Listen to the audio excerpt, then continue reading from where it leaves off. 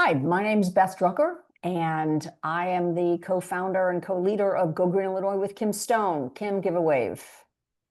Okay, Kim is from Highland Park, and the two of us have been running Go Green Illinois since 2013, and this is a really big program because it is our 75th program. Where we have gathered environmental leaders from all over Chicagoland to learn about best practices and figure out how we can make the most impact in our communities. So we are delighted that you are spending a little bit of time with us. We're trying to shorten the meetings to have them be just 90 minutes. We really appreciate you being here. If you have to double task, we understand. And we also have decided that at 2:30 when we stop the program and stop recording, Kim and I are going to stay on for 30 minutes to do some informal coaching with anybody who has a new or growing community group that has some questions. So if you've got questions that are only related to your group from 2:30 to 3, that's going to be your time. Also, if you would like to start a group in your community and you can gather some people, Kim or I are happy to come to your community and spend an hour or two with that group to coach you and figure out if you can't leap into creating your own community. So also just wanted to let you know, Gmail has an automatic sorting system that I've just noticed when I updated my program. So we're a little concerned that all of your newsletters and notices may not be going into people's primary email accounts anymore. So that I know is an issue. Our open rate was a little bit down from 61 to 55, not as bad as I was worried, but experiment a little bit with that. If you have an event that you'd like to tell other people about, please go directly to gogreenillinois.org and post your event. We can't do it for you. We're going to ask you to do it. Kim will review it, but it can take a week. So please, keep that in mind calendar-wise, and don't expect to see it immediately because Kim gets to it once a week. Check the calendar for other events. See what's happening near your community because you can just co-promote and send your folks to a nearby community for a great event. So if anyone in your group is interested in seeing a material recovery facility, a sorting facility for recycling, there is one organized by Liz Kunkel with LRS September 16th. Liz will put it in the chat how we can reach out. There's a North Shore Town Hall meeting on September 17th. We're not even sure who's organizing it. We just heard about it secondhand. MWRD's involved, but it would be good to get a lot of people to the North Shore Town Hall meeting on the 17th. Also, I'd like to invite all of you to Wilmette on September 20th for the largest EV show in Chicagoland for National Drive Electric Month. We're doing all the work. We would love it for you to send your folks to our event. And then maybe next year you can learn from us and you can do your own event. Okay, Kim, I think those are the main announcements. And Kim Stone has organized this program, so she's going to tell you a little bit more about it. And please mark your calendars. The next whole group meeting is November 11th. So put that on your calendars now and hope to see you in 2 months as well. Kim? Thanks.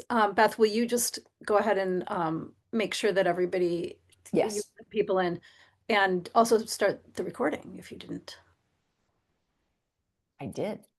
Oh, good. Okay, we're there. So this program is about overconsumption and waste in our community. Wait, Kim? Yep. Yes, it's recording. Okay. Are you sure? Because I did not get a... Yes, okay. It's being recorded. I got a notification that this meeting is being recorded. Good. I didn't, but maybe it's because I'm co-host. So this is a program about overconsumption and waste in our communities. And it was interesting because after I sent out the first notice for the meeting, I got responses back from several people who wanted to talk about recycling and composting. And that is not what this program is about, as I think I mentioned in the following messages about it. We are looking really at the hard thing, which is to actually reduce rather than to just recycle or compost the waste part. So we've got some really great speakers. We're going to start with Jason from Degrowth Institute, and then Anna from Story of Stuff, both of whom will talk about kind of the overall picture of what we need to do in terms of our economy and in terms of our own decision making to reduce. Then we're going to do a Q&A with the two of them, and then we have some representatives from several of our Go Green groups who have done things in their local communities to try and reduce and reuse and get things back into circulation rather than into the landfill.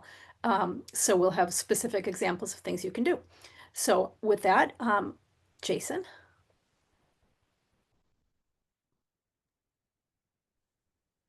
Hi, everybody. I'm Jason Barahona Rosales. I'm the program coordinator at Degrowth Institute. And if you just give me one moment, I'm going to share some slides here.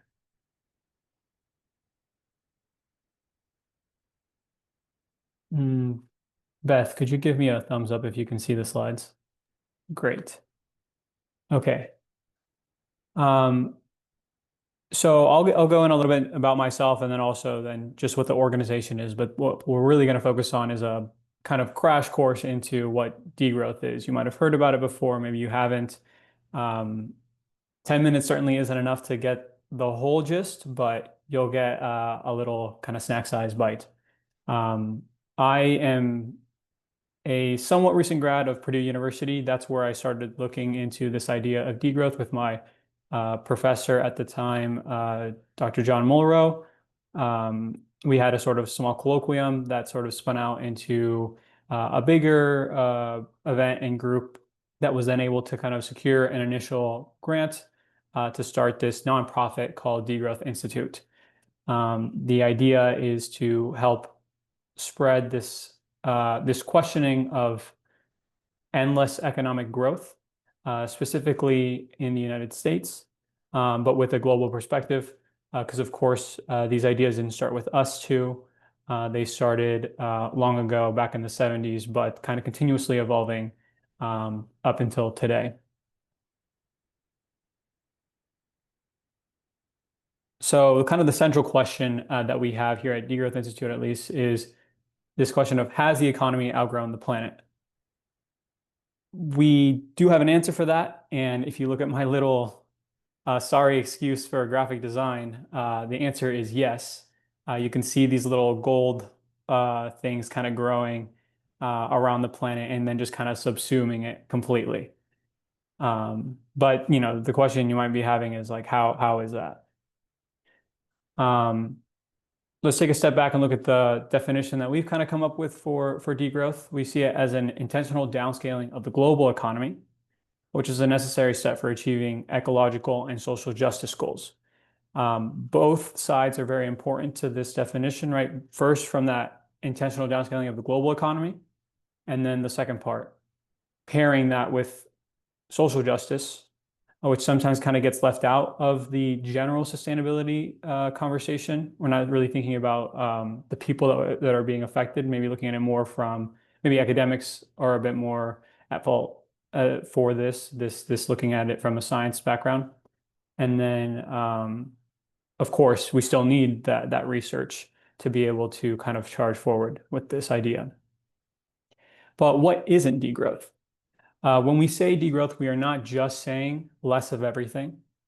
We're not just trying to kind of slap a sticker on things and say, this is degrowth, that's degrowth, in the same way that maybe a green label might be put on, like when you buy something from Amazon potentially, and it says you're saving this many carbon emissions. That's not what we're saying here either. We're not saying recession. A recession is an unplanned thing that happens under a capitalist economy. This would be a planned downscaling, again with justice in mind and making sure that there's safety nets for people. It's not going back to some sort of tribalism or survivalism, and it's again not going backwards in time. Often for a time I grew up in Goshen, Indiana, which has a large Amish population, and the biggest question I always get when I talk about degrowth back home is, oh, are you saying we need to be like the Amish? I'm not saying like we need to be like anything. This is not we're not selling a lifestyle. We're not selling any sort of specific thing. What we're saying is an intentional downscaling of the global economy, but we need to work with people from all sorts of backgrounds, disciplines, interests to figure out how to get to that. So how does that necessarily look like here at Degrowth Institute? So here's some, I'm just going to go ahead and read this definition, this other definition we have. So while sustainability advocates are working hard to create a more just and ecological economy, the relentless pursuit of economic growth keeps us from achieving genuine progress at a global scale. Economic growth ensures that energy efficiency and circular economy savings are redeployed, not conserved. And by perpetuating an already unjust economic system, growth benefits the few at a great risk to many. So we can think about this from this idea of like the global north, that being Europe, or here in the United States, the lifestyles that we live, the planet can't necessarily sustain everybody living at this level of wealth. But there are other ways to measure progress aside from economic progress. Another way to illustrate this is to add or not to add another lane to a highway, right? Often to increase the efficiency of a highway, we think, let's add another lane. But people tend to drive that extra hour. What I mean by that is that if you were trying to get to a job that was an hour away, that's kind of like your max that you'll go. If there's another lane on the highway, which increases the efficiency of the highway and more cars can be on the highway, potentially that gives you the ability to drive even further. That enables more cars on the road. And so the savings, because we still need to get to work, get redeployed. So any sort of efficiency that was gained still gets used up somewhere else. That can apply to electric gain. So sometimes people get confused and think that degrowthers are saying that we shouldn't have solar panels, we shouldn't have electric vehicles. No, we should. We need to get off of this idea of carbon rules everything, fossil fuels rule everything. But if the economy continues to grow, when you move to these cleaner and more efficient ways of transportation, any sort of savings that are found there will end up inevitably be pushed upwards, just because, again, you still have this like kind of rising tide that keeps going up and up and up. So then for us, generally that looks, how do we kind of do this from a day-to-day thing, from an operations standpoint? Really, we're just trying to get these ideas out there, be that in the community, be that on campuses, locally or nationally or across the North American continent, and kind of pushing people to get involved with or without us. And over the past year, we've hosted some different things at here in our offices. That's what these pictures are. But then we've also been invited to speak at Loyola, Georgia Tech, University of Texas, Austin, and all from different perspectives, from political science to immigration, engineering. And then recently we hosted a large event here in the city of Chicago in two main locations, in the Loop and then also at the South Shore Cultural Center. Over 100 people were here to talk about these ideas and kind of figure how can we connect all our different communities to find solutions to a problem that may be one of the, or if not the problem of our time. We had representation from over 20 different organizations. We also went to the plant. I'm not sure if you're familiar with that location in back of Yards in Chicago. My family we're from Honduras, and we cooked a big dinner there. That was a lot of fun. And yeah, here are some of the folks that were there. And then another way that we try to get people involved is by, like I was saying, like having them bring these conversations to where they're at. So using this toolkit that we have on our website that has guides with books that talk about it, degrowth showing up in the news, or things that aren't so directly related with degrowth. For example, Dr. Martin Luther King's final book, Where Do We Go From Here, kind of gives an answer for when people say, oh, I agree with these ideas, but what do I do with them? Here's an example, among others that exist, for how to kind of take action. And then relating that to this intentional downscaling of the global economy. We also allow suggestions for the toolkit, and we also have a library here in the office that people can check things out as well. And yeah, that's Degrowth Institute in a nutshell. Of course, there's a lot more to discuss probably, but I hope that gives you at least somewhat of an introduction or a refresher if you were somewhat familiar with us or these ideas. Thank you. Thanks, Jason. We're going to just go directly to Anna from Story of Stuff. So Anna, go ahead and unmute and we will pin you. Hi, everybody. Let me take a second here to share my screen. And then we will go back to questions for Jason and Anna both together after her presentation. So I'm sharing this, but I don't believe that this is full screen on your end. Let me try the slideshow. Do you Yep. see this bigger now? That's it. That's perfect. Okay, perfect. Okay. Well, hi, everybody. Really glad to be here. My name is Anna. I work with the Story of Stuff project. Not sure if some of you might be familiar with us. We were originally, let's see, was this almost 20 years ago? We made an iconic film about overconsumption, and that went viral in the early years of YouTube. And since then, we've become a nonprofit that advocates for anti-overconsumption. That's a mouthful, because we're not anti-consumption, we're anti-overconsumption, as well as, reducing single use, reducing not just plastics, but really kind of challenging our disposability narrative, right? In the US as well as globally. And we work with various partners in the ecosystem, doing work around both, grassroots and policy making. So we're involved in kind of different parts of what it would take to actually challenge the current system of consumption as well as disposability. And so I'm not going to go into the whole, story of stuff and our history, but I just wanted to touch on, why consumption, why it matters, and why we do the work that we do, right? So global material use has quadrupled in the last 50 years. And every product, it's not just about like, here's a thing I bought on Amazon and here it's going in the trash and this is what I see. There's so much more that we ultimately don't see, and that's everything from extraction to the labor of folks who are probably paid very little and are working in terrible conditions, to having that transported to us, to then us using it, to then it going, in the garbage eventually, probably soon, considering that, things these days are made very cheaply and poorly, and in general, the culture is such that we do dispose of things that aren't even meant to be disposable sometimes, right? I think the stat on clothing is that the average American wears a clothing item, I think 7 times before throwing it out on average, something crazy like that.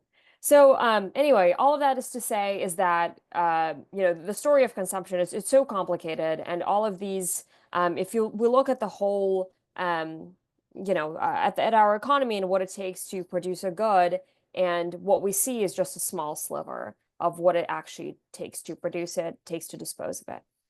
And so we believe at Story of Stuff that, recycling, it kind of gets the spotlight in a lot of these environmental conversations, because it feels like something that's tangible and that's accessible to us. But we just don't really think that is going to solve a problem of consumption, because recycling doesn't ultimately do the thing that we need to be done, which is really closing the tap on plastics and closing the tap on disposables.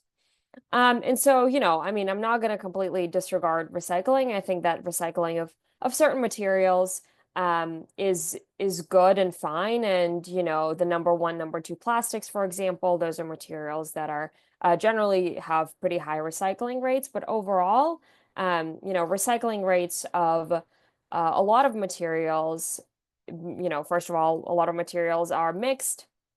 A lot of them are contaminated, right? If we're talking about post-consumer materials. And so we really think that, recycling is not going to address the issue head on. And so real impact, we believe, is really reducing. And reducing well, first of all, actually, I would love to show you this video that I think is really powerful before I go on to the next slide. Hopefully this actually, can you see Instagram now opening? You do? Yes. Yeah. Yeah. Can you hear the sound? No. No? Okay. Okay, We'll well, the read it. sound. Okay, well, this is essentially I highly recommend this movie. It's called By Now, The Shopping Conspiracy. It's on Netflix. And it is this is an AI generated image, but just really shows in real time how much we're producing, globally of plastics, of textiles. So this video goes through everything. So it's imagine like, stuff is like falling, it's raining plastic, it's raining textiles, it's raining all this stuff, and then it's going in the trash ultimately, right? Because all these things are cheap, all these things are incredibly cheap to manufacture because petrochemicals are ultimately, these things are cheap. It's cheap to make plastic. So anyway, just wanted to kind of give that a little bit of context, and we are a visual storytelling org, so couldn't resist showing you a short clip here. And I'm happy to share this presentation afterwards as well, because I included a ton of various links on here that explain the issue further. For example, we've done some work explaining in more detail about why compostables are not a good solution, why, the various problems with the recycling. We have various series on social media that go deep into that, but I'm not going to show all of that today because I would be presenting for 2 hours. So let's see. All right. Ultimately, what we think at Story of Stuff is really that let's see. So there's individual effort, right? And individual effort is important because individual effort is what we have control over, what we can do. And these are the things that we can not only do in our homes, but implement also in our communities and kind of spread the word around it and influence the people around us. And I think that's a great place to start. I'll caveat that with saying that we think that policy is ultimately where that big change is going to happen, right? Because, I don't want to be sitting here and guilt tripping people into saying, hey, don't, you have to bring your own mug into a coffee shop so you don't use that plastic cup, or bring your tote bag to go shopping with, or whatever. I mean, those things are good efforts to do on an individual level. And obviously, if they make you feel good, and if there are things that, I'm not going to say that they don't matter. I'm saying that ultimately policy is where change happens on a larger scale.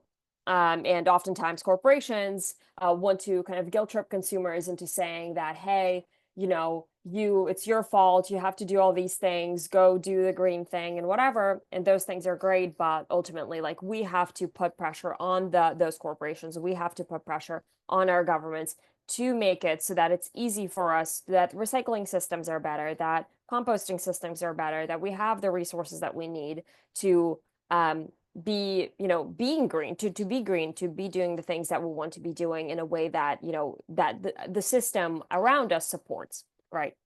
But all of that being said, I'll just mention a couple of things that we advocate for as an organization and that we see working in general across our various coalitions that we run and support, and as well as partnering organizations, is, of course, sharing, repair, various ways of reducing single-use culture are always great. So these can be things like, various clothing swaps, toy swaps, sports swaps. These can be things like tool libraries or library of things. So this is something that you can organize in your community. Buy Nothing groups are great. I'm not sure how many of you guys are familiar with Buy Nothing and use Buy Nothing, but the Buy Nothing is a great resource to be able to go and just get something for free and in your local community and share the thing that might be, cluttering your apartment, cluttering your house. And it's, so it's not only environmental, but it's also in social, right? A lot of these issues are interconnected and it's not just one or the other. But by kind of facilitating the environmental, you're also facilitating the social. And And so, yeah, there's a lot of different ways that we can influence our own lives and the lives of our communities and make that impact on our small local scale.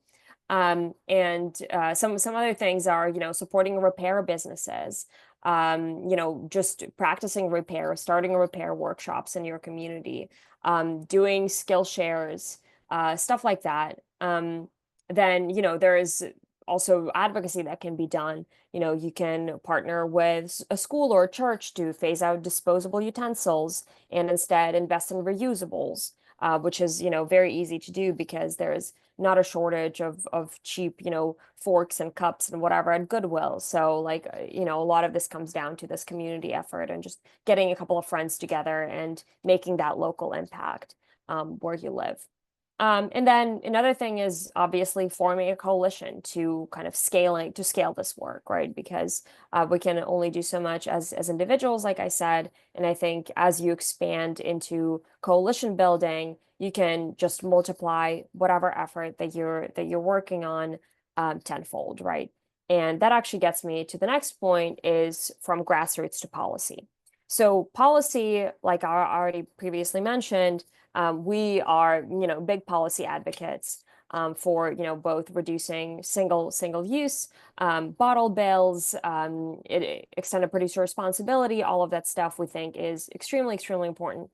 And so local actions ultimately, though, they turn into regional momentum, and those same great group of people that you might be organizing with and getting your, church a new set of reusables so that they don't have to keep using plastics.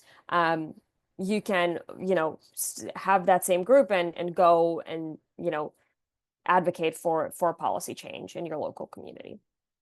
And so we actually currently, small plug here, we're running our reuse boot camp in November.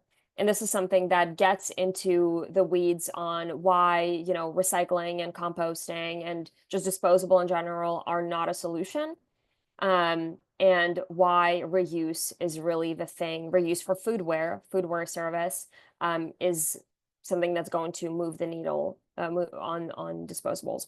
And so I'm happy to share these links around once again at the end of this, but I invite all of you to check out our Serve Up Reuse program and to just learn how to mobilize, learn more about the problem, and learn more about the solutions and how to become a reuse advocate in your community. And here's the boot camp that I mentioned. It's happening in November 2025. So that's pretty much it from me. Yeah. Hopefully this was informative and helpful, and would love to answer any questions. Thank you. There are several questions in the chat, but they were typed in earlier in your presentation, and I think that they have mostly been answered. But one of them is, how do right to repair and EPR laws fit into the solution? Yeah, absolutely. Yeah, EPR. So we work. So for both EPR and right to repair, there's coalitions globally, or not globally, well, maybe globally, but in the US we mostly work. So we are part of those coalitions and we support that work. So those are definitely great. We have actually resources on our site that allow you to kind of plug in, and there's various petitions that you can sign to your local leader to advocate, to encourage right to repair in your state. So yeah, both of those are great. And is the Story of Stuff video still available? Has it been updated? Yeah, so we are a media and storytelling org as well as a policy org. So we have so many various resources online. So it's not just the original video that was made 17-ish years ago, but now we have, I don't even know how many, probably well over 100 videos that are both animations that serve as explainers of plastics, consumption, various policies, a ton of different stuff, but also more recent short documentaries that actually touch on the human aspects of this, right? So like, what does our consumption do in, wherever, like in the global south. Like this is the impact of, for example, incinerators in the south here in the United States, and this is the impact of folks living in these communities that are affected by this like petrochemical infrastructure. So we have a lot of resources on various topics that vary from plastics, disposables to more social issues. So encourage you to check it out, and I can share our YouTube, or if you just look up YouTube Story of Stuff, it will pop up. And a question for both of you. So maybe we can ask Jason first. Are there major challenges to doing this work, and what are they? Biggest challenges and maybe a potential solution or route to a solution. Yeah. So maybe the biggest challenge might be fairly obvious in that the central idea behind degrowth is like I was saying earlier, an intentional downscaling of the global economy. So in a sense, moving away from let's say where the momentum is going everywhere in the world. So there's your challenge right there. The fact that basically all our mechanisms, all our institutions, all our different tools across the planet are set up for endless economic growth. And then, of course, there's the long-standing structures of colonialism and how that's affected the relationships that, say, the United States has with Latin America or other places in the world, and of course, over-industrialization, overconsumption. All these things are part of it. Where I saw someone else say, like, where have you seen the most progress? There can be no progress until there is an actual sort of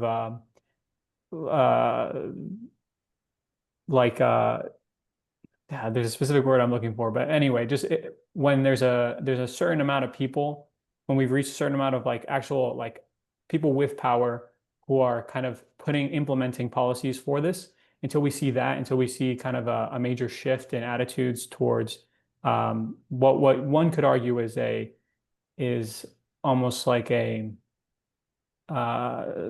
mandate for growth, not necessarily that we need it, but just that we just have decided this ideology of growth. Until we see that, then there won't actually be some sort of improvement. But we are starting to see, on the other hand, localized places where things are sort of trying to change. So like Barcelona in Spain is a great example of people kind of trying to take power back from even just the federal government, but also the local municipal government, and trying to do things from like a neighborhood and then larger coalition level. In Puerto Rico, there's this group called Casa Pueblo who is trying to sort of, in response to Hurricane Maria and the failure of both the US government and the Puerto Rican local government in being able to help people who lost energy, trying to give them the tools to be able to build up their own grid, connect to solar, but then also figuring out where are the caps they need so they can live well, but with enough, not with kind of going on with this, like, again, endless economic growth. But like I was saying earlier, if we only focus on localized things and don't think about the macro level, then any savings that are seen in one place, right, will just be redeployed elsewhere.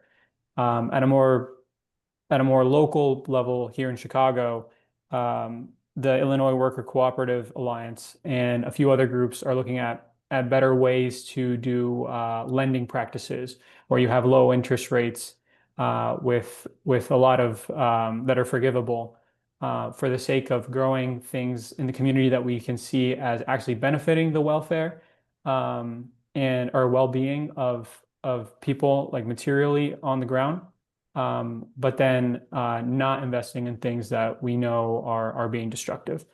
So here's some like local specific examples of things that could be scaled up, could maybe provide an avenue for change, but also not getting it confused that these things in and of themselves aren't necessarily an intentional downscaling of the global economy, right? That much will come much later, and there's where the challenge lies.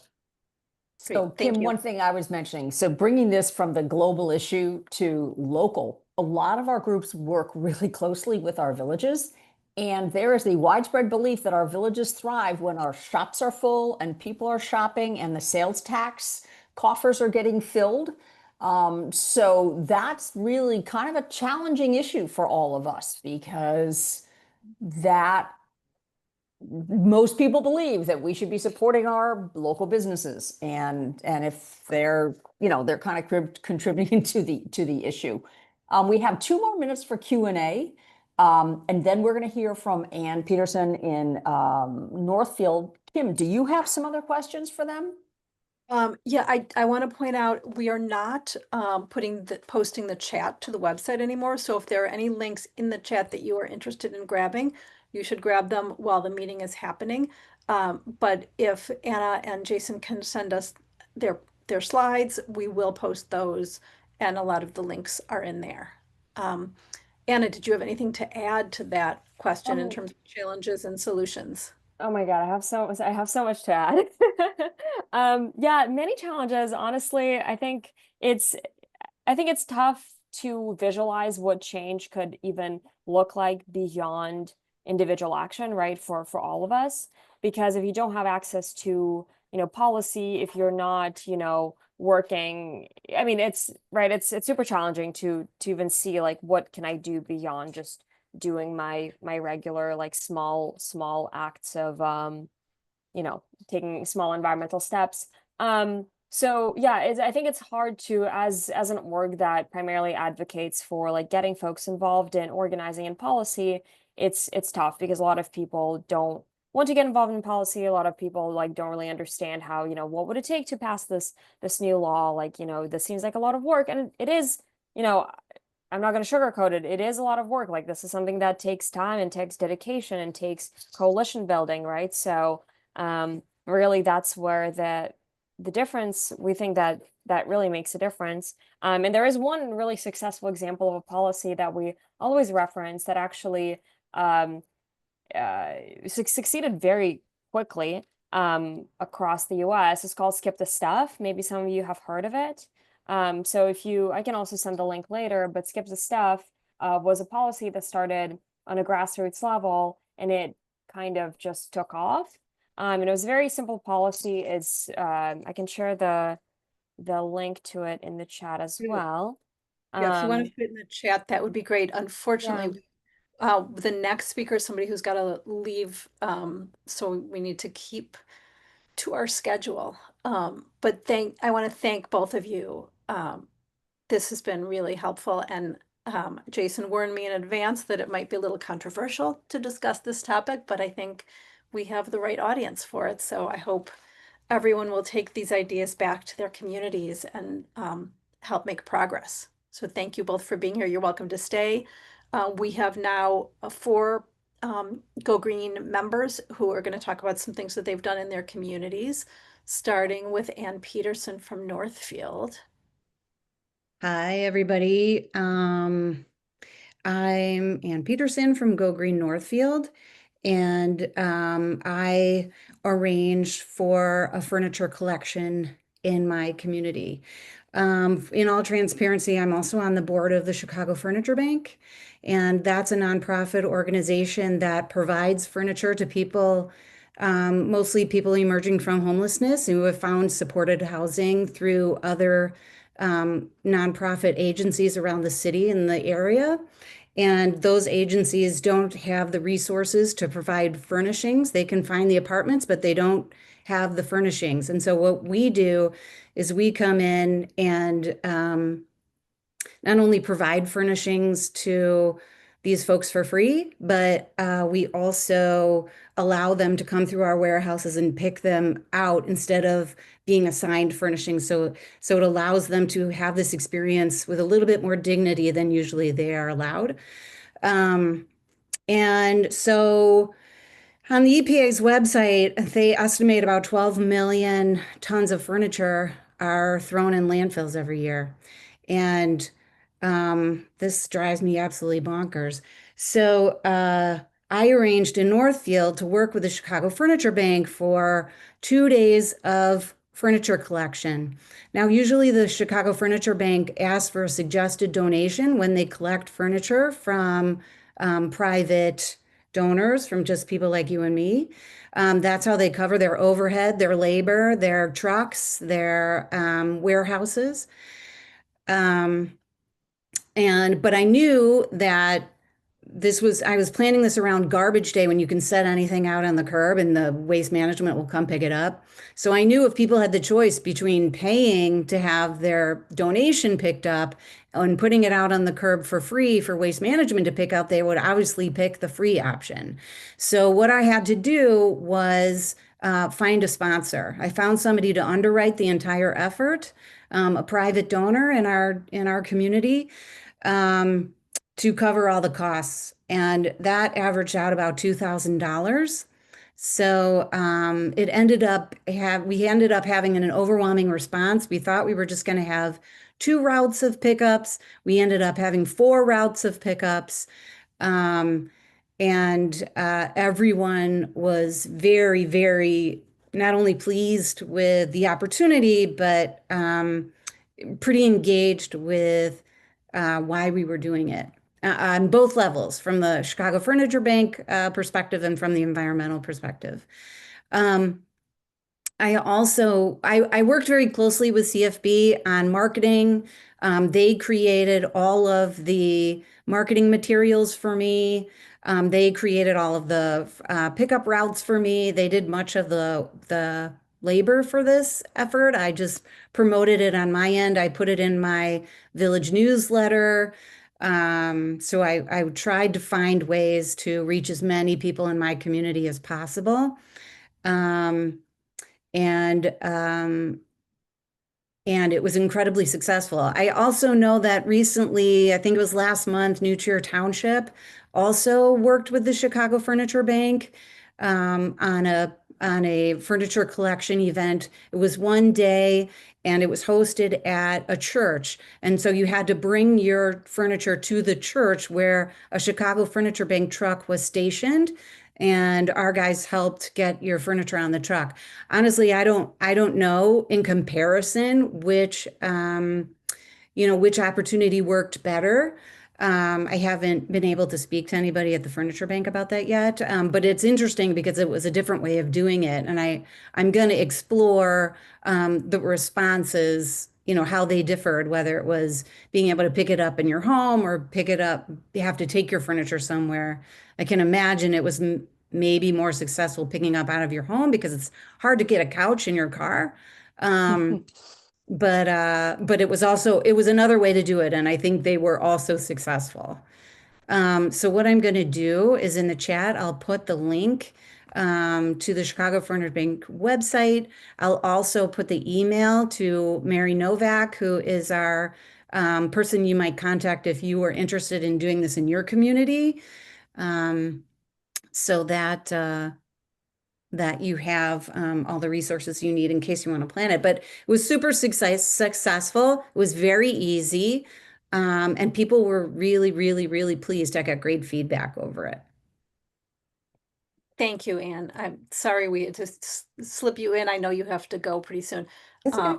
But thank you for sharing that information when you first mentioned it. This just seemed like such a great idea. And so many of our communities have these spring cleanup days where a bunch of totally wonderful furniture ends up at the curb. Yep. So hopefully we can get the Chicago Furniture Bank picking up all over the area through our going forward. Yep. And the furniture, I mean, like I said, it goes on to help people emerging from poverty. I think last year we furnished like about 4,500 Chicagoland homes. So it has a really big impact. Yeah, I helped organize setting up an Afghani family a few years back. And much of the furniture came from Chicago Furniture Bank, and it ended up being just a lovely home for this family. So thank you for all the work you do for Chicago Furniture Bank and Go Green Northfield. And Kim, can I interrupt for a second before we call in our next speaker? Thank you, Anne. So Northfield has less than 6,000 people. So for those of you who have Go Green groups in communities far larger. You could imagine the huge impact. They filled 4 trucks in a community with 5,500 people. So imagine what you could do in your community. The Volunteer Center of the North Shore is doing an event on October 18th, collecting all kinds of stuff, including, I noticed, working with the Chicago Furniture Bank. So thanks for that. Also wanted to mention the book Secondhand is fantastic. Adam Minter wrote it. If you're thinking of a library book discussion, it is a great book that underscores that if we think giving stuff away is going to make up for us just buying more stuff, that's not the case. Much of what we do give away ends up in a garbage dump anyway. So the thing with Chicago Furniture Bank, it's really good to know that the organization that you're donating to is really getting those materials repurposed. So thanks, Anne, for telling us about your experience with Chicago Furniture Bank. So we're going to talk about sports equipment. Mary Munday. I'm going to try and unpin Anne and pin Mary. All right. if- And if- I'm going to try to share my screen. While you do that, if anyone else has had the experience of being very frustrated as kids had to purchase new sports equipment for various activities, or came home with a bunch of new sports equipment that you didn't know was coming home when you had a garage full already or a basement full, here's something you can do to help clear that out. So And if your teams are still giving trophies at the end of every single season, always think about whether or not there's another way to celebrate participating than giving stuff. yeah, like maybe an ice cream party. Yeah. Mary, I think just go ahead. Don't worry about this. Okay. Can you see this screen? We Nope. see you, Mary. Oh, you see me. Well, anyway, so I tried to do this, but I can't, and we won't waste time on that. Glenview just had, Greener Glenview just collaborated with our park district for our 3rd annual sports swap in August. It's become an annual event. It's a tradition. People reach out to us and say, are you doing it again this year? And every year it's more successful. The idea came from Go Green, Illinois. Go Green Glen Ellyn spoke, Jacquelyn Casazza, and you're going to hear from her next, about their sports swap. So the first step, if you want to do such a thing, and I guess I should define it, people bring their gently used sporting equipment to your venue. It is stored for 2 days, and then on the 3rd day, people use their voucher for their donation or cash to buy all of the sporting equipment at a reasonable price. So we learned about this from Go Green Glen Ellyn.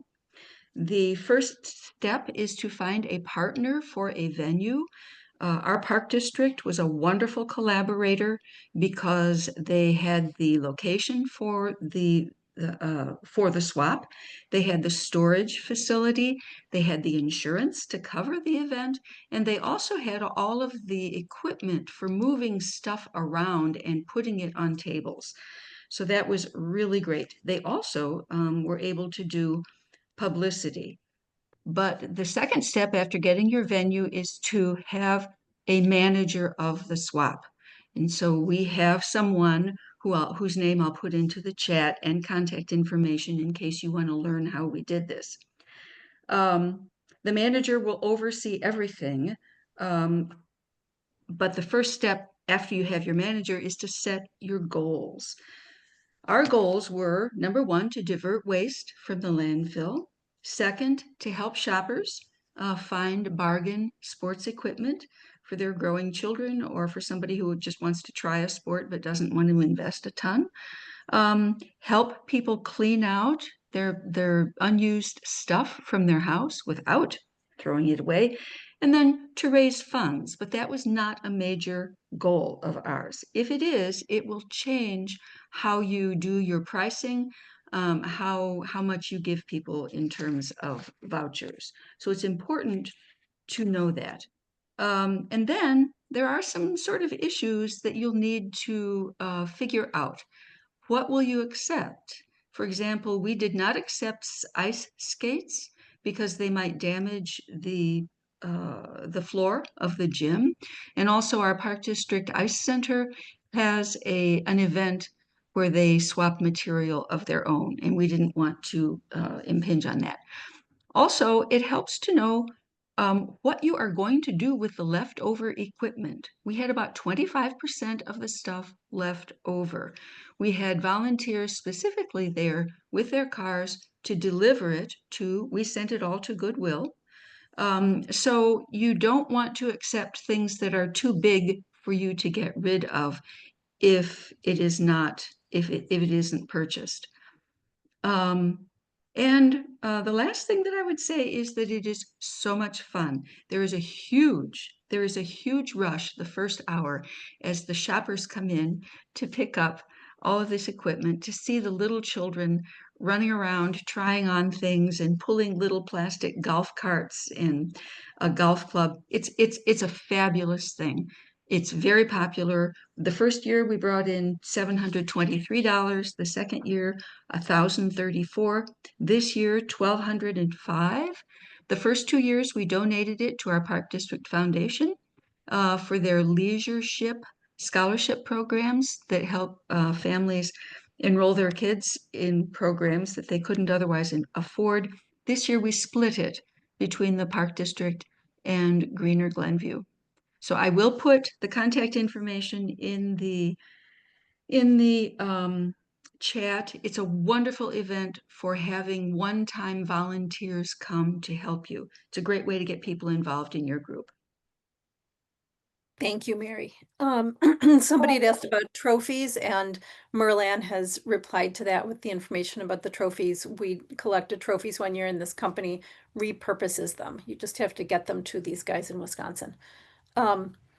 So Jacquelyn is next, and she deserves a huge thanks or congratulations or both, because she was the first one, as far as I know, to do a sports swap and mentioned it at a leaders meeting. And now there's the Glenview sports swap, and Highland Park did the first one this year as well, where we had a lot of older people coming to drop things off because they saw the notice about it and cleaned out their garages and basements. Thanks so much, Kim. I am so happy to hear that other communities are doing Sports Swap. It's really awesome. And yeah, we Go Green, Glen, Ellyn, our whole organization is very proud of how the movement has grown. So thank you. And I'm happy to answer any questions about it to anyone as well. I'm gonna share my screen. Can you all see my slides? Yes, now, okay. So I want to preface this by saying, there is no way I ever would have thought I would have presented about fashion on a Zoom call, because I am like the least fashionable person ever. I'm wearing like a free t-shirt I got from running a marathon right now. But I started doing clothing rentals through Rent the Runway about 2 years ago. And I found it just to be a really fun way to reduce waste. And also not go shopping, because I hate going shopping. So it's kind of killed 2 birds with 1 stone. And I found that like a lot of people, like when I talk with my friends about this, a lot of people are curious about this, but I don't know a lot of other people that do it. So I just kind of wanted to share my experience with this group. So I started doing this because my husband had a work trip that had a black tie event, and I really didn't want to buy something new. I don't really go to very many black tie events. Pretty much the only ones we go to are for his work dinners. I had already worn something a couple times, so I kind of wanted something new, but I didn't want to buy something. So I started exploring about renting, and I found Rent the Runway. And I learned that it's not just like one item. You can actually rent several items at a time, and it's not all formal wear. They have tons of different stuff. So they have, yes, formal things, but they also have more casual. They have jackets, they have tops, pants. Now they have accessories as well. So I ended up renting a dress from them, but this was on a trip that we went on. And so I got some other items for the trip as well. And then I found that I just kept my subscription up. You're able to pause it. So I find that I keep it going like in the summer more when we have like vacations and things to go do, but then you can pause it with no like penalty or anything in the winter months. So you can save money that way. But some of the benefits, so I've kept doing it the last 2 years, and some of the benefits I found to doing it is that the clothes are higher, like a lot of them through these rental companies are higher quality. So you're getting items that look nice and they're good quality. You're not getting fast fashion that's, from Shine or whatever, any of those places. You're not having to drive around to go shopping because they can send the stuff right to you. Rent the Runway, my clothes come in a reusable bag, and I also always send back the hangers with it that they come on. They were experimenting with some plastic-free garment bags. So one time my shipping came without plastic. I don't know if they're still doing that, but anyway, all the materials in the shipping are reused. I rented mine. Sometimes I wear things for a night, but also you can rent things for several months at a time. So in the middle here, this jacket I rented this past winter, and I rented it in November and I returned it in February. And my friends were like, why don't you just keep it? And I said, but I don't really need another winter jacket. I just kind of liked wearing this one for a little bit, and then I sent it back. So that's good. There's different subscriptions and price points. So usually you can find something that will fit your budget. And then if you do go to buy something you can purchase, you're obviously buying it secondhand. So some of you will recognize Kay McKean here from Scarce in this picture. This is a presentation I did at Scarce back this past spring, and the top I'm wearing was something I purchased from Rent the Runway. I rented it. I wore it so many times, like when I rented it, and I was like, I'm going to keep it. But everything's, discounted, and I think got a very good deal on it. So it keeps your closet fresh without adding more stuff to it, like we were talking about at the beginning of the call. And it's fun. It's fun to get new things, but again, not having to keep them.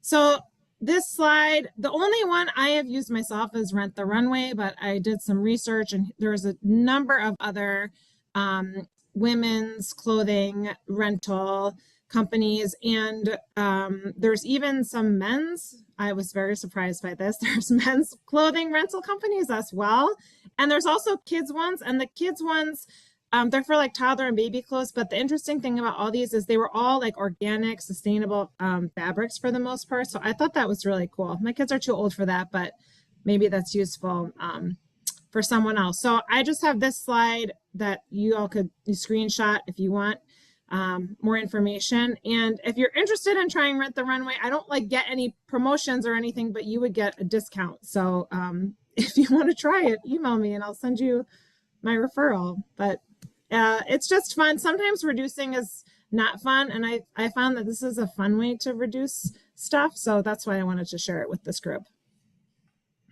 Thank you. I appreciate that addition to this program of things we can do. My mom said that she shortened my first dress at age 3, even though I might look tall on the Zoom. So I cannot imagine somebody of non-standard size being able to do it. But on your slide, some of the places have petites and plus sizes and other sorts of things, which is great. Someone asked what happens if you get a stain on something, and you have to clean items before returning them. No, you do not have to clean items before returning them. When I have spilled on stuff, with stuff that's washable, I've washed it then and sent it back, but normally I just send it back unwashed. I haven't had any huge disasters to the clothes, but I would think that you would just contact them and tell them, and they would take care of it. There's nothing that says that you would have to take it out. So yeah. Okay. Thank you. So we've talked about sports equipment, we've talked about furniture, we've talked about clothing. Now, Phil Kaplan is going to talk about working bikes and the work that they do. And Phil, I have your presentation, so I can share my screen. Oh, okay, great. Thank you. So I'm going to pin you. So I was just going to say, I don't need to bother with it, except that it's nice to see a few of the pictures. Yeah, just give me a sec to. Can I start? Well, I can start talking regardless. So I'm Phil Kaplan, formerly of Highland Park. I used to participate in a lot of Go Green meetings when we held them in person at the Botanic Garden. Now that we're doing it on Zoom, it's less of environmental impact because we're not traveling. although I always rode my bicycle there.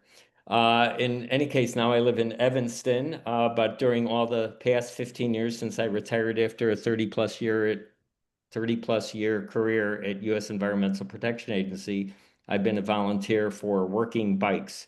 Working Bikes is, and I've been a board member the last dozen years and was president of the board for around 8. So it's kept me pretty busy over the last number of years. What we are, 26-year-old not-for-profit, we collect bikes all over the Chicago area and a little bit beyond. The farther we have to go, the more of an environmental impact it makes, and so we try not to go too far. But we have donation drop-off sites all over the area in many of the suburbs that have been mentioned so far today. That map shows many of them.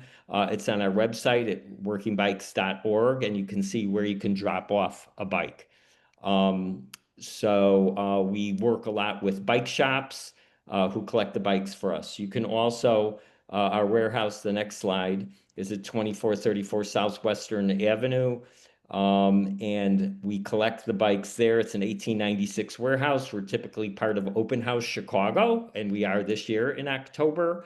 I think it's the third Saturday. October 18th and 19th. Yeah, I'll be out of town, but we will have tours of Working Bikes during that, and people are always just blown away by this old warehouse having, 5,000 bicycles in it. We collect about 13,000 bicycles a year. I do a bit of that, but we do have a driver with a used apt truck, a repurposed apt box truck. But I am also known as the bike schlepper. That's the Yiddish word meaning somebody who hauls stuff. In any case, we last year collected over 13,000 bikes. This is from the year before. We shipped in 500 a time in shipping containers, 10,000 bikes to Africa and Central America, to partners we have there. And we refurbished about 2,000 bikes that we gave away locally to folks like refugees, mentioned before some of the impacts for refugees, for formerly homeless, for veterans, and to kids. The kids mostly at events where we give bikes en masse. I was in North Lawndale, an economically challenged neighborhood on the west side of Chicago, a couple of weeks ago, and we gave away 50 bikes to kids, and some of our volunteers taught kids how to ride bikes on the spot. The interesting thing is that, to me, is that in the United States, so many people look at bikes as like a toy or something fun. Yes, some of us use it for errands a little bit, but in a place like Zambia, it is totally life-changing. On to the next slide, please. So these are some of the places we send bikes. We typically, those are over the last 26 years, but we typically service about a dozen different projects a year to 15 different projects a year, mostly in Africa, Central America, and Mexico. Next slide, please. This is what we call a shipping party. There I am, second to the left. We load a shipping container. That's the back of our warehouse. And that's mostly volunteers. There's 2 employees in that picture. And we stuff 500 plus bikes, plus parts, tires, so forth and so on in that container. The partner receives them on the other end, and they repair them there. We repair bikes we give away in the Chicago area. They repair them there to be sustainable. They need to be able to repair them. It provides work where work is needed. Next slide, please. This is my favorite project. You might notice I'm in the picture on the upper left, Chapego Bike Shop in a small village, Nakatindi Village, just outside of a somewhat major city, Livingstone, where there's an international airport. The thing about this area, what it's well known for, is Victoria Falls, which makes Niagara Falls look, not so much. But in any case, these 5 women were trained. They now have a thriving operation. We send 1 to 2 containers of bikes to them a year. They took the containers and they made them into a bike shop. So that is Agathar, Maureen, Satali, Musole, and Esther. And those people, when I schlep these bikes and I work hard every day, I think about them because I know what a difference we make in their lives and for the lives of the people in their community. Next slide, please. This is a giveaway in front of Stone Temple Baptist Church. I happened to be there yesterday. It's in North Lawndale, and that's where we had a 50 bike giveaway 3 weeks ago. Next slide, please. Move next slide. Next. So ways you could be involved. You're good on this slide. Ways you could be involved. You can have a bike drive in your community. I've worked with a number of you with bike drives, whether in Highland Park. Beth has been a huge supporter in Wilmette, where we piggyback with their plant sale and we collect 30, 40, 50 bikes at their plant sale. I would say a suggestion I have for many of the things that have been mentioned already is that you piggyback with other events. So for instance, we are going to be on the 13th at Morton Grove Sustainable Expo. The Optimist Club of Deerfield is going to do a bike drive for us adjacent to the farmers market. It's already been mentioned, Make a Difference Day at Indian Hill Metra in Winnetka on the 18th of October. They collect sporting equipment there. They collect books. And then we collect bicycles. So those are kind of events you could piggyback. Also previously mentioned was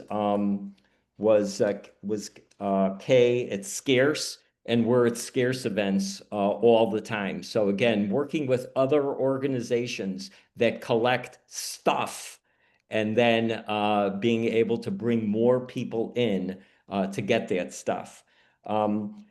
So I think I've covered most of the things. Again, the way that I would see cooperating with many of you is you can always contact me at phil@workingbikes.org or contact Working Bikes at info@workingbikes.org, and we could hold a bike drive in your community, or we could piggyback with another environmental activity in your community where we collect bikes.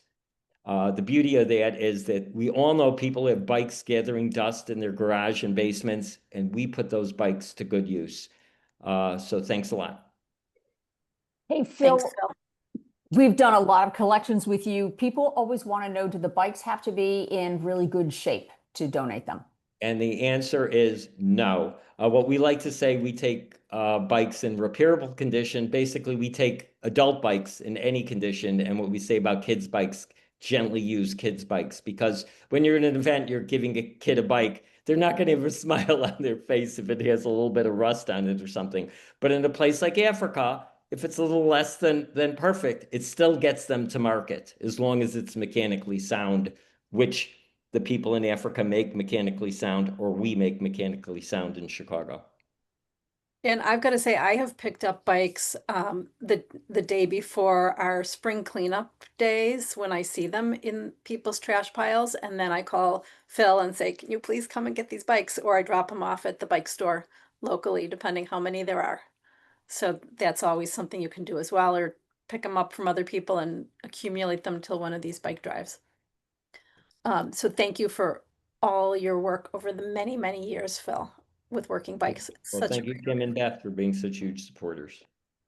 Oh, one other event on the 4th of October, we're having our 26th anniversary at Working Bikes. You can go to our website and get more information about that. And if you want to come, it's partial block party and food and funny bikes and so forth and so on. Thanks again. Thanks. I was going to prompt you to mention that. So thanks for remembering. Beth, you had some announcements. But I'll start real quick. We have talked about bikes. We've talked about sporting equipment, clothing rentals, furniture. You can also rent baby and toddler equipment. There's a free box page on Facebook for Highland Park. Some of the other communities might have free cycle pages or free box pages or something similar. People will take a wide variety of things. It's shocking to see what people are looking for and what people are giving away. I don't think Jenny's still on the call. I know Jenny gives away all sorts of stuff. I've given away things, and I've picked up things that are usually in really good condition that people just don't need or want anymore. So that's a really great option. There's also a company called Redish that I just want to point out real quickly. It's a newish company. They are currently operating in Boston, Philadelphia, and New York, and they're hopefully going to come to Chicago as well. They provide dishwashing as a service and also provide dishware to some companies and organizations. So they work with schools, they work with large companies, and they work with some restaurants. And what they do is basically what some of these compost services do, where they'll bring you some clean dishes and then you put out the dirty dishes for them to pick up in some sort of container.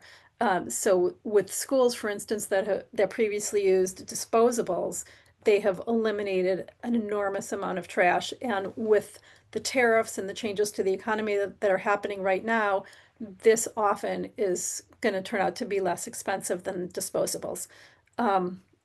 So that's something to keep an eye on, and I'll let you all know if I find out that they're coming to this area, or if anybody has a large company or employer or school that they work with that might be interested in using them. They need to have a certain number of clients before they come to the area. Becky.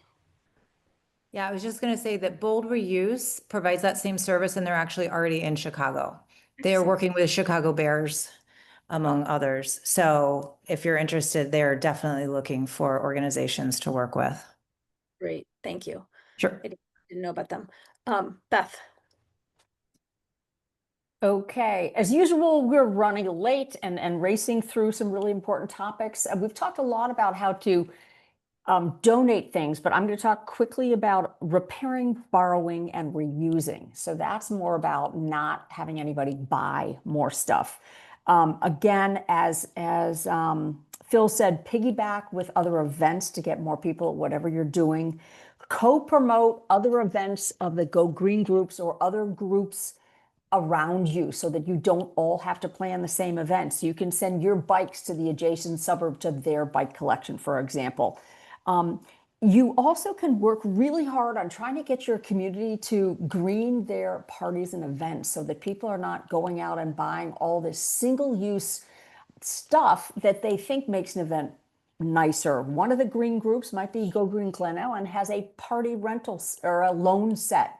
Go Green Wilmette bought 40 reusable metal cups that we're trying to get people to use, because people still will pour your 3 ounces of wine in a single-use plastic cup. If it's recyclable, it's still bad. If it's compostable, it's still bad. It's still being used one time. So Go Green groups can really make some progress in that.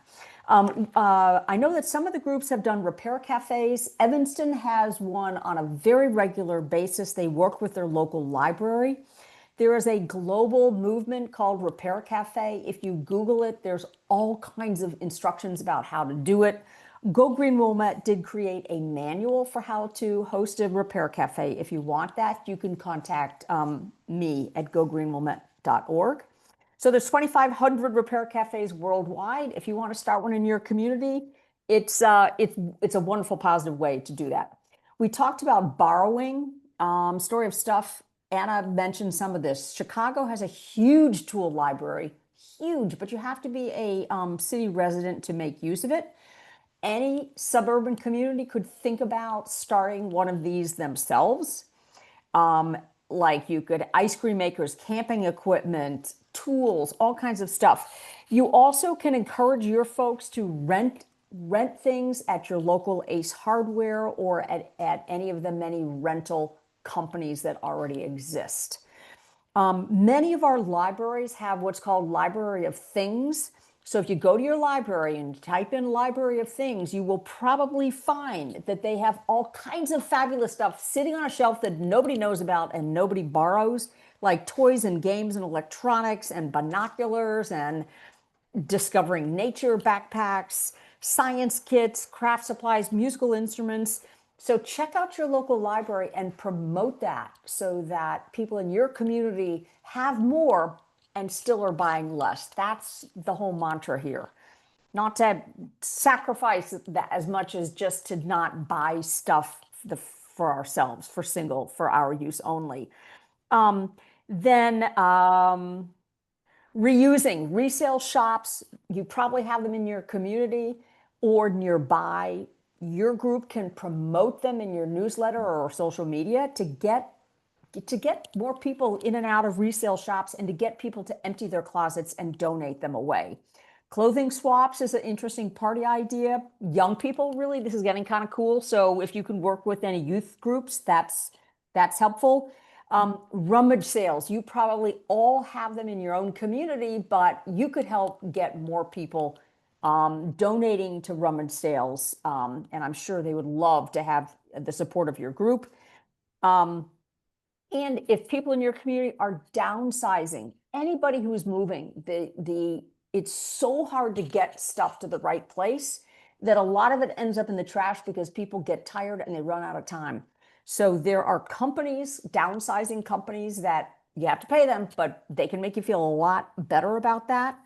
I finally had to call Junk Got Junk. They swear that about 78% of what they pick up, actually they divert to reuse or recycling. So those are just the areas that I was going to cover quickly. So Kim, that's the end of our speakers. Does anyone else have any other questions about what a group working in a community can do to help scale back the overconsumption in your communities?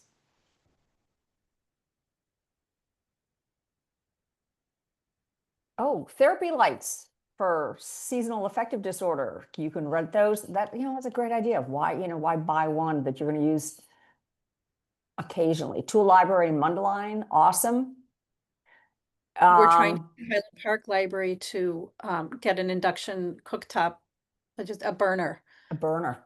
So people could experiment with using it, and then they'll decide whether or not to swap out their stovetop. It might already be there. That Jay was working on that.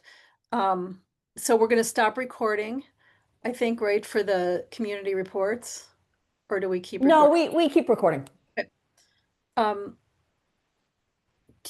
So if anybody wants to report, I think the way we did this last time that worked well was to go ahead and raise your hand, as Seema has done. And that's under React. If you hit the React on a Mac, it's React, and then you hit raise hand. Okay, so Seema, go ahead and unmute. Tell us what's happening. Yeah, I wanted to first talk about regarding reduce. So we've started to work on a campaign. It's called Bring Your Own Cup campaign. So we're talking to our local cafes to encourage them to let their customers know that their cups are welcome. And this is basically after the consumer own container law got passed a year ago in Illinois, so which allows consumers to bring their own containers. This is not just cups, but it's their own containers for food as well. But we're starting with just cups with cafes. And one of the first cafes that talked to us and were agreeable said, hey, why are you just thinking about, Lake County? Because they are in McHenry County, they're in Cook County as well as Lake County. They said, can we do this? So we called our campaign Lake County Reduces, and they say, why not Illinois Reduces? So the reason I'm bringing it up today in this group is I'm going to reach out to a few people, and Beth and Kim, this is for you as well. Like if we wanted to make this an Illinois campaign, we have materials ready that our high school students have helped us get together, and we have pitches for cafes. So I would like to talk to maybe a few of the leaders to see how we can make this a campaign in Illinois. So that's one of the things we're doing. A couple of successes to note is with the village of Vernon Hills. We were able to get a drop-off for organics. And this is something that we've been asking for since 2019. And, we do have a subscription, a ride-along program, but as you all know, that runs only 9 months of the year. And then we had heard from a lot of our residents that live in condominiums and in apartment buildings that, they don't have access to the subscription program, and some people just cannot afford it. So this is now gives an option to a lot of residents to where they can drop off their organics year round.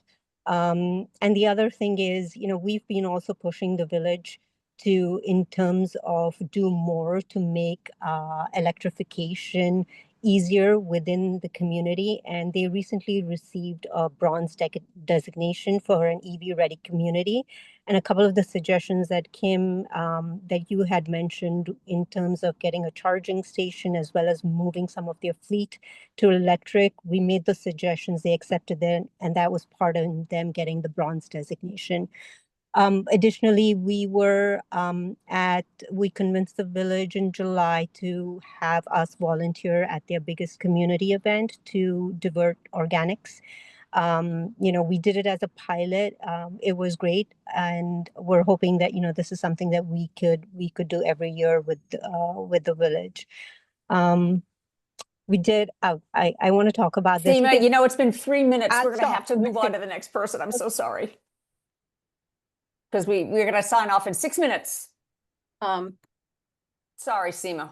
Beth, I'm going to hold off on you till. Oh, I'll be last. Yeah. Okay. Mary. And then Andrew, you're next. Okay. In Greener Glenview did a pilot drop-off food scraps program this summer. We got a grant for it, and it's coming to an end. But we put out a call in our newsletter asking for people if they would like to contribute so that we can keep it going, because the library we have bins at the library and Public Works, and we've already gotten 2 contributions, $125 a piece, and we are so thrilled.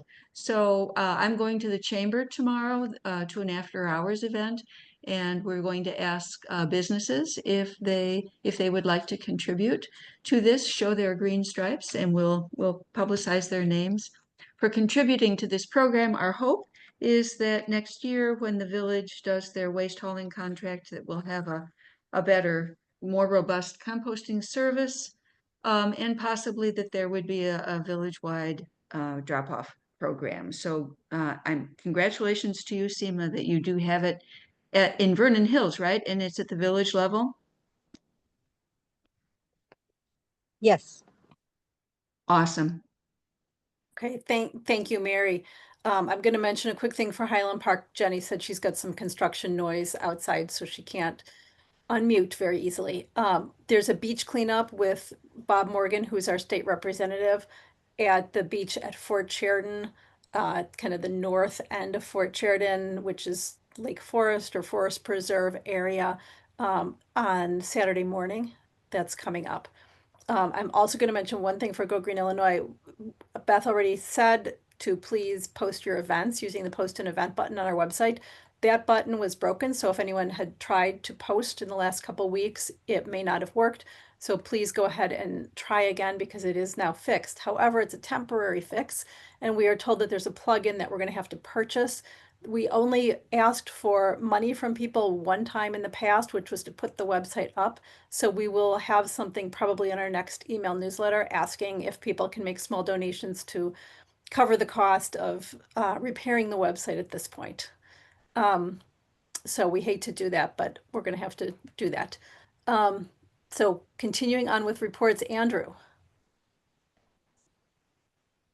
Hi, just real quick, Morton Grove's going to have their Sustainability Expo this Saturday, and our Grow Green group is going to be collecting crafting supplies. So if anybody has crafting yarn, whatever kind of supplies that they want to bring, we'll be collecting that. So that's it.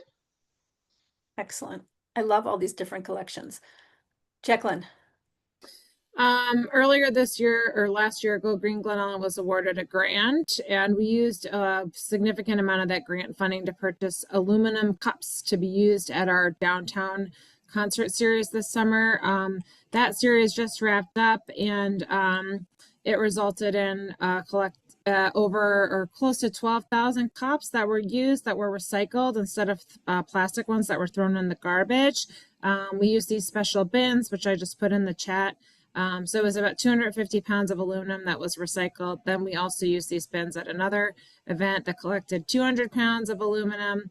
So just a lot of, yeah, there's the cups. Karin has them with our logo on it. It was super cool to see them around town.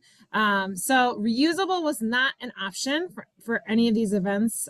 So but we were able to upgrade from disposable, at least with recyclable. So if you have some big events in your community, I encourage trying to pursue this.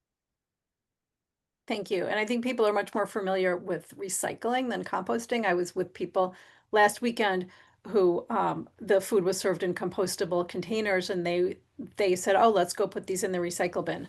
And I said, no, I'm going to take them home. Thank you. And I will put them in my compost. Bruce. I was just going to say that Downers Grove will be having its annual big recycling event right next door to Glen, Ellyn. And I hope to see Phil Kaplan or some of his buddies there, because they're going to be recycling bikes there too. But I just want to encourage myself and anybody else to go visit other towns and do your recycling there if the date doesn't fit for whatever you need to recycle. And that's it. Thanks. I don't see any other hands up besides Beth, so. Okay, thanks, Kim. As always, I always got a lot of things to say.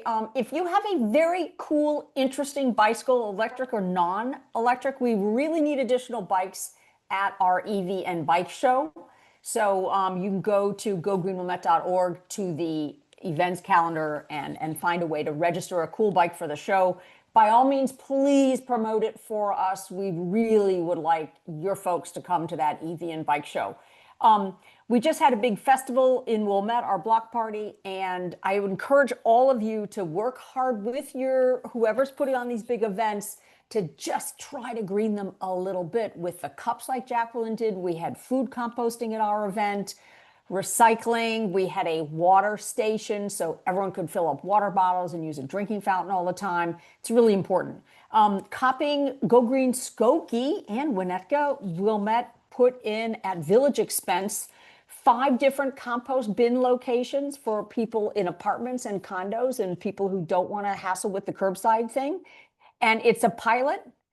In the first month, we collected 1,200 pounds of food scraps, and almost nobody even knew about the program, and 1,200 pounds in a month. So we're very excited about that. If your community is not doing that, that is a great thing to set in motion. Having people take takeaway containers to restaurants, their own, to bring home leftovers really makes people feel good and, can add up. Encourage you to work with your Chamber of Commerce as much as you can. They often are looking for fun, interesting events to promote. Ditto your Rotary clubs, your tennis clubs, your women's clubs. Also, I don't see Liz Kunkel's hand up, so I'm going to say Shelter and Storm, which is living sustainably in the driftless area of Wisconsin, is the Go Green selection for September 15th. If you don't have the bandwidth to create an environmental book club, just have your folks sign in to Go Green Reads. It's open to anybody. Liz Kunkel can tell you more about that. And so if anyone wants to stay on, Kim and I are going to stay on till 3 o'clock. We are welcome to. We want to answer any of the questions that you might have about starting a group or growing a group. But Kim, with that, I think we can officially adjourn and stop the recording, correct? Unless, Kim, you have something to conclude with. I think the only thing to conclude with is that our next meeting is on the 11th of November. And if anybody has a topic in mind or speakers that should be participating, please send us an email or use the contact us link on the website. The degrowth speaker was a recommendation from one of our members. So. Great. And also I want to call to mind, Jacquelyn and SEMA are working incredibly hard on state and even national legislation to reduce plastic. So check the chat out. They would like all of our groups to support their work to ban foam foodware in Illinois. And thanks to our speakers, those of you who are still on. We couldn't do this without the generosity of speakers who are willing to sign in and speak pro bono for us.